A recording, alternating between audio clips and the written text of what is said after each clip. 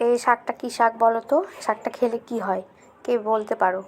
তবে আজকে আমার বর নিয়ে এসছে বাজার থেকে, এটা রান্না করতে বলেছে, সবাইকে খেতে বলেছে, ছেলে মেয়েদেরকে জন্যই নিয়ে এসছে। ঘি দিয়ে ভাজতে হয়, তাই দেখো কুচি কুচি করে বানিয়ে নিয়েছি শাকের মতোই, আর ঘি দিয়ে ভেজেছি। তো এটা আমার ভাজা হয়ে গেছে, যখন খাবো তোমার গরম গরম ভাতের সাথে খেতে হয়।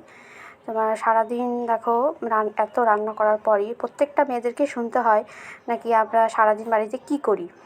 তাহলে সারাদিন যদি তাদের মনে হয় আমাদের শুধু রান্না করাটাই কাজ, আর শুধু সারাদিন রান্না করেই খেতে দিই, কিন্তু তার মাঝে যে কত কাজ থাকে, শুধু রান্না করার কাজ থাকে না।